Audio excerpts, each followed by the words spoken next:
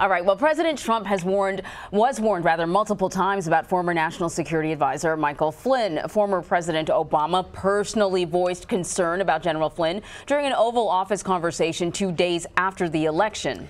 And former acting Attorney General Sally Yates warned the White House counsel in late January that Flynn could be a risk of Russian blackmail after Flynn misled Vice President Mike Pence about a conversation he had with the Russian ambassador. The Russians also knew about what General Flynn had done, and the Russians also knew that General Flynn had misled the vice president and others, because in the media accounts it was clear from the vice president and others that they were repeating what General Flynn had told them, and that this was a problem because not only did we believe that the Russians knew this, but that they likely had proof of this information. And that created a compromise situation, a situation where the National Security Advisor essentially could be blackmailed by the Russians.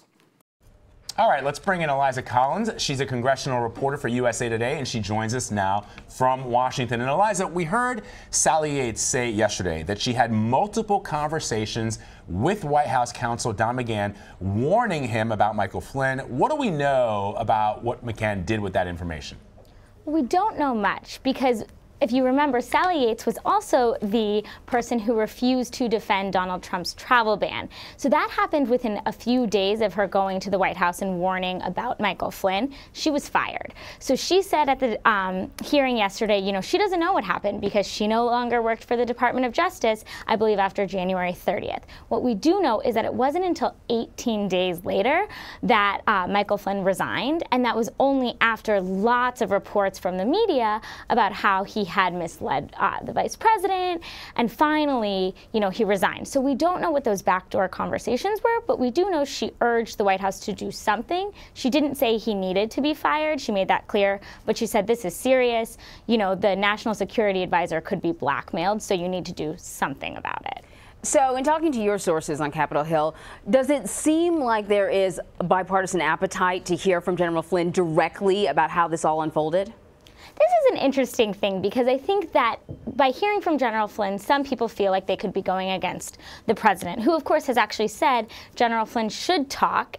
He should be able to get immunity if he wants. But one thing that does raise questions was that a couple weeks ago, Elijah Cummings and Jason Chaffetz, who are the ranking member and chair of the Oversight Committee, gave this explosive press conference where they basically said it seemed like General Flynn had broken the law.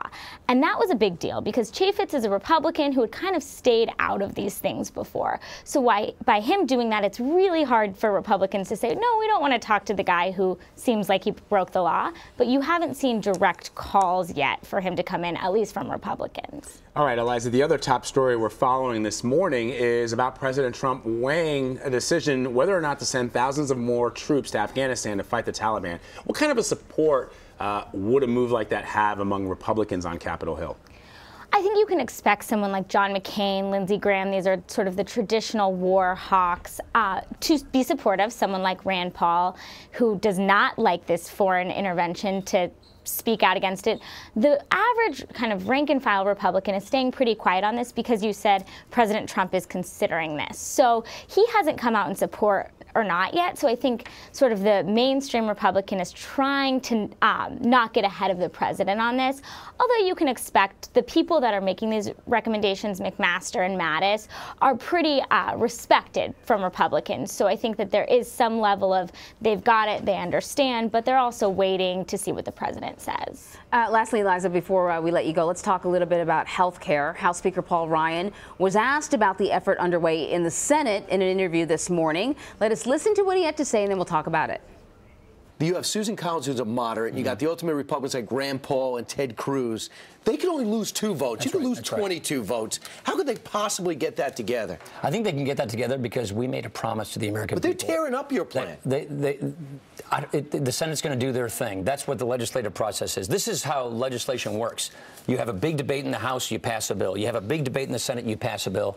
Then you go what we call reconcile the differences. That's how legislation is drafted. Okay, so Eliza, the speaker went on to say that he hopes it will take maybe a month or two for health care to be hammered out to make its way through the Senate. Does that actually seem realistic at this point? No, not at all. No. I think we saw what happened with the House, and they could lose 22 votes. The Senate can lose 2. And like, they were just saying, Senator Susan Collins is almost promised to be out with the Planned Parenthood defund, let alone so many other things. You have someone like Senator Rob Portman, who has issues with Medicaid, who already said he doesn't support the House bill. I mean, the Senate is a whole different animal, and they can only lose 2 votes. I think this is going to take a lot longer. You're already seeing there, I think there's a group of 13 different Republican senators from all across the spectrum working together on this. They're meeting. I think they're having multiple meetings a week. But compromise takes time. And I also think the Senate sort of feels like just because you gave us this to the House, we're not dealing with it. Susan Collins said they're going to start completely over. I think, and Politico's were actually reporting, this might not even happen until August recess, the end of the year. Democrats are saying this might not even happen until 2018. I think that there's definitely they're going to be taking some time on this. Eliza Collins of USA Today. Thank you so much, Eliza. Thank you.